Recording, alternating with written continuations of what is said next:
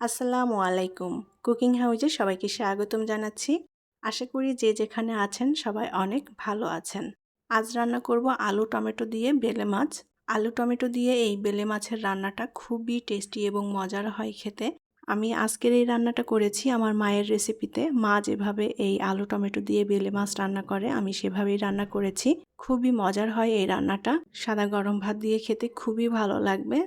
তাহলে চলুন কিভাবে আলু টমেটো দিয়ে বেলে মাছ রান্না করি দেখে নেই। আর এখনও যারা আমার চ্যানেলে নতুন, চ্যানেলটি সাবস্ক্রাইব করেননি তারা প্লিজ আমার চ্যানেলটি সাবস্ক্রাইব করে নেবেন এবং পাশে থাকা ছোট্ট বেল আইকনটি প্রেস করে দিবেন।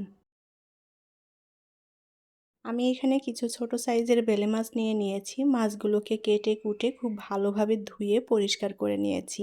এই রান্নাটা এরকম ছোট বেলে অথবা বড় বেলে মাছ দিয়ে রান্না করে নেওয়া যাবে।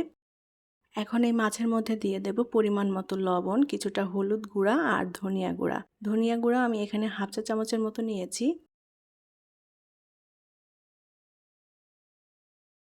আর দিয়ে দেব কিছুটা তেল। এখানে 2 চা চামচের মতো তেল হবে। এবার এই মাছের সাথে মশলাটা খুব ভালোভাবে মেখে নেব। আমার মা যখনই কোনো ছোট মাছ রান্না করে তখন এইভাবে আগে থেকেই মশলাটা মেখে মাছটা কিছুক্ষণ রেখে দেয় রেস্টে। এতে করে মাছের মধ্যে মশলাটা ভালোভাবে মিশে যায়, লবণটা মিশে যায় মাছের সাথে, খেতে খুবই ভালো লাগে। আমি মশলাটা মাছের সাথে ভালোভাবে মেখে নিয়েছি। এখন এই মাছটা আমি 20 মিনিটের মতো রেস্টে রেখে দেব। চুলায় একটা প্যান বসিয়ে প্যানে পরিমাণ মতো তেল দিয়ে দেব। এখন এই তেলের মধ্যে দিয়ে দেব পেঁয়াজ কুচি। ছোট সাইজের 2টা পেঁয়াজ কুচি করে নিয়েছি এখানে। এখন এই পেঁয়াজটা আমি হালকা লাল করে ভেজে নেব। পেঁয়াজটা আমি হালকা লাল করে ভেজে নিয়েছি। এখন এর মধ্যে দিয়ে দেব পেঁয়াজ বাটা, রসুন বাটা এবং জিরা বাটা। রসুন বাটা নিয়েছি হাফ চা চামচ, জিরা বাটা 1 চা চামচ, আর এখানে মিডিয়াম সাইজের একটা পেঁয়াজ বেটে নিয়েছি। এখন এই বাটা মশলাটা দিয়ে দেব। এবার দিয়ে দেব শুকনো মরিচের গুঁড়া, হলুদ গুঁড়া এবং লবণ। মরিচের গুঁড়াটা আমি হাফ চা চামচ মতো নিয়েছি। লবণটা স্বাদ মতো দিয়ে দিতে হবে। হলুদ গুঁড়াটাও আমি এখানে হাফ চা চামচের একটু কম পরিমাণে নিয়েছি। এখন এই মশলাটা একসাথে নেড়েচেড়ে একটু ভেজে নেব যাতে এগুলোর কাঁচা গন্ধ চলে যায়। অল্প আঁচে ভেজে নিতে হবে, মশলাটা যেন পুড়ে না যায়। মশলাটা একটু ভেজে নিয়েছি। এখন এর মধ্যে কিছুটা পানি দিয়ে দেব যাতে মশলাটা ভালোভাবে কষানো হয়। এ পর্যায়ে মশলাটা কষিয়ে নিতে হবে সুন্দর করে।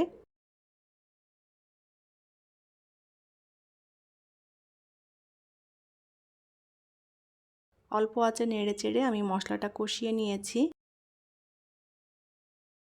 এখন এর মধ্যে দিয়ে দেব আলু। আমি এখানে মিডিয়াম সাইজের 4টা আলু নিয়েছি। আর আলুগুলো আমি এরকম লম্বা আর একটু মোটা করে কেটে নিয়েছি।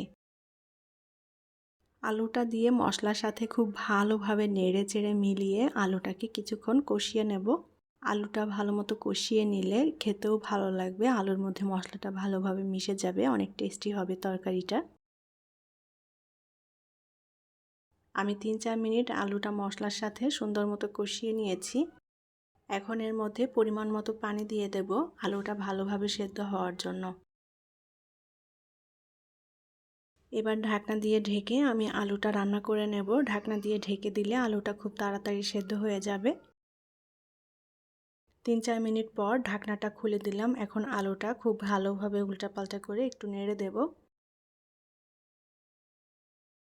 এবার এর মধ্যে দিয়ে দেব টমেটো। আমি এখানে ছোট সাইজের 2টা টমেটো এরকম লম্বা ফালি করে কেটে নিয়েছি। টমেটো দিয়ে আলুর সাথে ভালোভাবে নেড়ে চেড়ে মিলিয়ে নেব। এবার এর মধ্যে দিয়ে দেব আগে থেকে সেই মশলায় মেখে রাখা মাছ। মাছগুলো আমি তরকারির উপরে এভাবে ছড়িয়ে দেব। বেলে মাছটা খুবই নরম, যার কারণে এটা খুব বেশি নাড়াচাড়া করা যাবে না, আলতো করে নেড়ে এটা রান্না করে নিতে হবে। আমি তরকারির উপরে জাস্ট এরকম ছড়িয়ে দিলাম মাছগুলো। এখন একটু আলতো করে নেড়ে দেব, তরকারির সাথে মিলিয়ে দিতে হবে। এবার ঢাকনা দিয়ে ঢেকে রান্না করে নেব কিছুক্ষণ। 3-4 মিনিট ঢাকনা দিয়ে ঢেকে আমি রান্না করে নিয়েছি। ঢাকনাটা তুলে নিয়ে এখন আলতো করে নেড়ে দিতে হবে।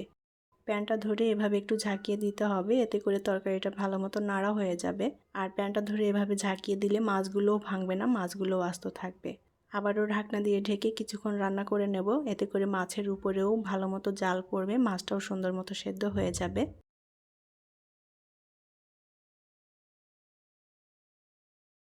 কিছুক্ষণ পর পর প্যানটা ধরে এভাবে একটু ঝাঁকিয়ে দিতে হবে, যেন প্যানের তলাতে মশলাটা লেগে না যায়।